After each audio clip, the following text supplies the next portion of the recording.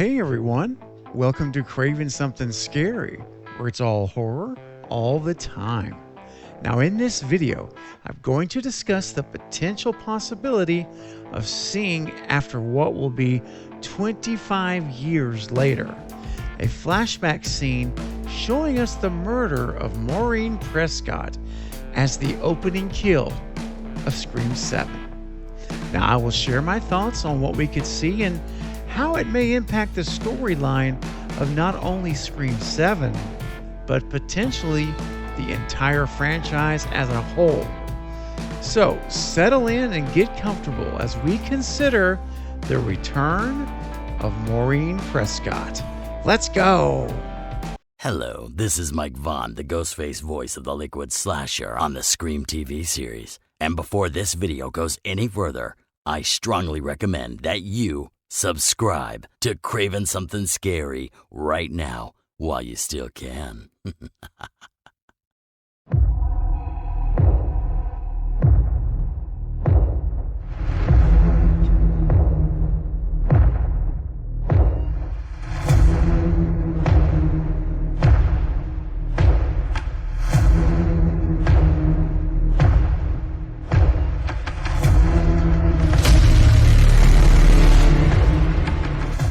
So we know with the announcements that have recently come out over the last few months that Scott Foley and Matthew Lillard have been confirmed to return in Scream 7.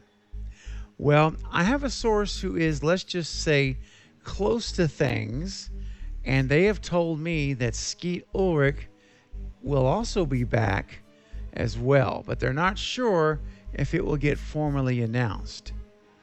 So they may keep it as a surprise. This is, and just like Emma Roberts may also show up in the movie, but will not be announced ahead of time. So I'm going to go on the assumption here, based on what my source has shared, that Billy will be back. Billy will be Billy and Stu and Roman for sure. And so then the question comes into, at this point, what could we learn from seeing Maureen's murder, other than it being really cool after all this time to finally get to see that? But there's some things I think that we might can learn from it. And number one, I believe we could get confirmation that Roman would return 1 year later after Maureen's death to be watching over the events of Scream 1. So, for example, what would that look like, right? Like if he's returning to watch over Scream 1, how do we have any clues within the movie even that could be the case? Well, I think we do. So, for example, number one, I believe Roman was the ghost face in the bushes at Tatum and Dewey's house, and also in the grocery store in Scream 1 as well. Now, since Scream 3, I've always held the theory that Roman was in Woodsboro, kind of lurking in the background of the events, helping out if needed with Billy and Stu carrying out those events and murders in Scream a year later from the Maureen's murder, obviously. And to me, it just makes sense because this was literally Roman's show unfolding. It's like, remember that time when he said in Scream 3, I'm a director, Sid. I direct. And I believe what we saw in Scream 1 was literally Roman's show unfolded. It was his, it was him being there to start this whole thing with Maureen's murder. But also, I could see their dialogue being there where he's like telling Stu and telling Billy, hey guys, I'll be back in 1 year. We'll be in touch, obviously, in between, but I will return back here in a year to be a part of what you're going to do in taking care of Sydney, right? To Billy and everyone else. So I believe, he's a director. He was already a filmmaker at that point. At least in my mind, he either could have actually had films done, or he was just anticipating the moment that he would be able to do films. Either way you look at it, I believe this was a situation where this was all Roman's production. He started it with Billy and Stu, and they killed Maureen. That was his, that was his show, and he finished it a year later. Well, sort of finished it, or tried to, with the attempted murder of Sidney Prescott, which, thankfully, did not come to pass. But anyway, I think this showing Maureen Prescott's murder in the first film would not just be about her death. It would be about learning new information. And like I say, just a quick paragraph of dialogue between Roman, Billy, and Stu, where Roman says, hey, well done, great job, and I will be back to help you guys again on the 1-year anniversary. And again, they would stay in touch in those months leading up to it for sure, planning it out, who they're going to kill and everything else. But I do believe it was Roman's show. He was pulling the strings on those events. And another part of it, as I just touched on a little bit ago, is that Roman was there to help out when he was needed. And I'll give you an example of what I'm talking about. It's highly probable, in my opinion, that Roman was on the scene of the Principal Hembry murder at the school. And after the murder, Stu would have needed to get home ASAP, as quick as he could, in preparation for the party that was coming up that night, remember? That leads to the finale. So I think that with Stu there and Billy both, I think Roman had to help out because Stu had to go. And there's no way Billy could have strung up Principal Hembry on a goalpost on the football field by himself. That's a 2-person job. And I'm telling you right now, I think that it just leaves us with Roman as the one who most likely helped out Billy after Stu left the scene.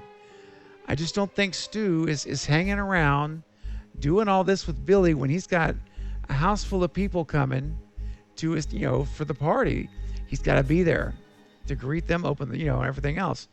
So we have Roman stepping in, and he's the one that helped Billy get Principal Hembry up on the goalpost. And remember, we get that phone call at Stu's party of that, Principal Hembry's been found and gutted, hanging from the goalpost. Well, it just makes sense that those things were happening before Billy arrived on scene. Because Billy shows up on the scene at Stu's house later, after the party had already started. And so while Stu was hosting the party, Billy and Roman took care of Hembry. I think that just makes sense. It's my opinion, it's my theory, but I think it makes a lot of sense. And then number 2, because you guys know I'm the conductor of the Stu train. I'm a Stu truther, always have been, always will be. And I think we could see Roman assisting Stu escape into hiding. So if my theory of Stu Macher's parents being very wealthy, and I think they clearly were, when you look at the house, you look at the boat, I mean, my gosh, that's a lot of money to get that location. I mean, we're talking millions of dollars. And so I believe they were very wealthy, and I think they could have even been in positions of power within the small town of Woodsboro. Because remember, we're not talking about New York or Los Angeles. This is a small town of Woodsboro. And so it would be very easy for someone like Stu's parents, if they're working in government there, oh my gosh, that would even be more easier access. But even if they didn't, if they're very wealthy people and they're very, and very charismatic, much like Stu was, it would not be inconceivable at all in my mind that they could work in collusion with the corrupt Sheriff Burke. So I could see Sheriff Burke being corrupt, and also the medical examiner. All of them are very tightly knit together. And if that theory is right, then we could easily see Roman taking Stu's injured but still alive body from the morgue after being patched up, stitched up, everything by the medical examiner, and then taking Stu into hiding with everyone thinking he died that night. This would have been one of those deals where it's like, very late at night and they're out the back, they're gone. Roman takes them, and as far as everyone is concerned, he's dead, which is why no one ever talks about Stu Macher in the following sequels. All right, so these are just a couple of quick ideas I wanted to share. I'm not going to go into any longer. Just wanted to plant the seeds, guys, of what could we learn from Maureen Prescott's murder. New information, if they choose to do this for us as fans and let us see that opening kill be Maureen's murder. I think we'll get some nuggets here. We'll get something to show, new information that fills in not just Scream 7's story, but that would change how we look at the entire overarching franchise, especially for the first 3 movies, for sure, the trilogy, original trilogy. But guys, listen, I will go ahead, leave it here, and get to my favorite part of every video I make, which is finding out your thoughts, ideas, and theories that you share, and you share those with me in the comments section below. So guys, what are your thoughts about potentially seeing the Maureen Prescott murder as the opening kill of Scream 7? And what information would you like to see be revealed with Roman, Billy, and Stu on scene in a flashback? I have shared a couple of my ideas, what I'd like to see. I'd like to know what your ideas are too, because I'm sure you guys have more theories as well and more things you'd like to see. So leave your thoughts, ideas, and those theories right now below in the comments section. I love reading what's on your mind. So guys, please post it so that I'll know it, and then we can discuss it. It'll be fun.